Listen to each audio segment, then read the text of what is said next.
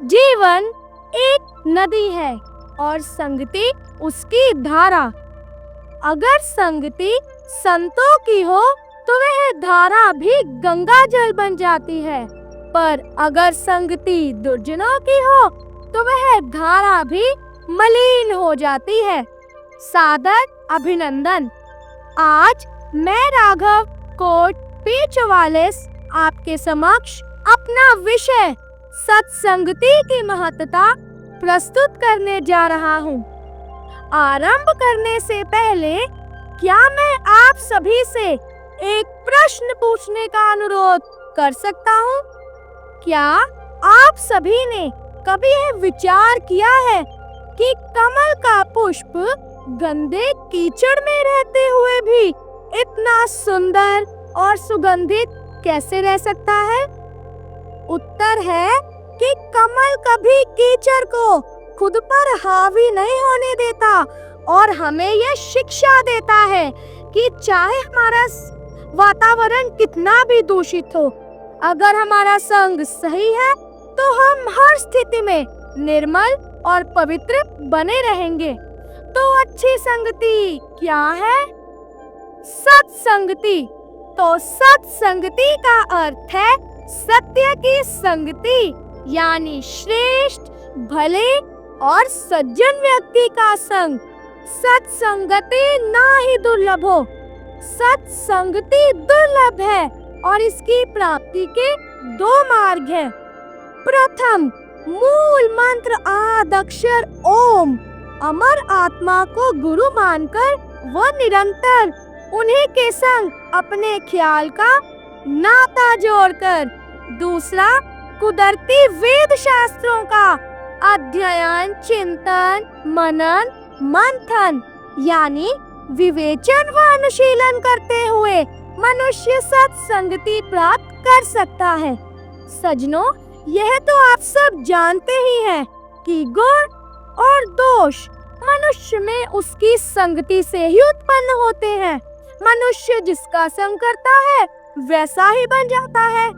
अरे जैसे एक स्वाति की बूंद अगर कदली का संग करे तो कपूर, सीप का संग करे तो मोती, पर भुजंग का संग करे तो जानलेवा विष बन जाती है। स्पष्ट है, मनुष्य भी जिसका संग करेगा वैसा ही बन जाएगा।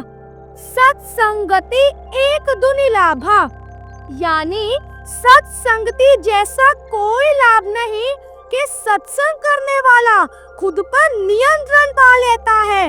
उसके हृदय में प्रेम, संतोष, धैर्य, अच्छाई, निष्कामता जैसे सद्गुणों का जागरण होता है। पर इसके विपरीत कुसंग करने वाले अपने कुमार के कारण झूठ, धोखाधड़ी, बेईमानी, रिश्वतखोरी जैसे अवगुण अपनाकर अपना जीवन व्यर्थ कर बैठते हैं। सत्संग करने वाले इस भव सागर से पार निकल जाते हैं, पर कुसंग करने वाले संसार रूपी दलदल में धंस जाते हैं। जैसा कि कहा भी गया है, अच्छे संग तरे व मंदे संग डूबे।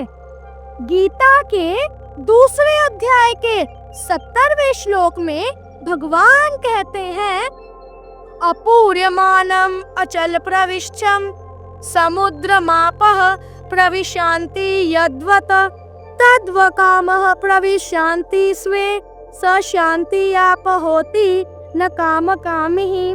अर्थात जिस प्रकार सागर किसी नदी की याचना नहीं करता, परंतु समस्त नदियां स्वयं समुद्र में आकर गिरती हैं, इसी प्रकार अच्छे गुणों वाला व्यक्ति कभी किसी भौतिक सुविधा की याचना नहीं करता, परंतु समस्त सुख, समृद्धि, वैभव उसे स्वयं ही प्राप्त हो जाता है। अंत में सज्जनों, केवल इतना ही कहना चाहूंगा कि समय कभी वापस नहीं आता, इसलिए समय रहते क्यों ना हम इस कुसंग को छोड़कर सत्संग अपनाकर मोक्ष प्राप्ति के अधिकारी बन जाएं, क्योंकि वेला छुट गया हाथ नहीं आवना, कूड़ नु छड़ के ते सच नु कमावना, कूड़ नु छड़ के ਤੇ ਸੱਚ ਨੂੰ ਕਮਾਵਨਾ।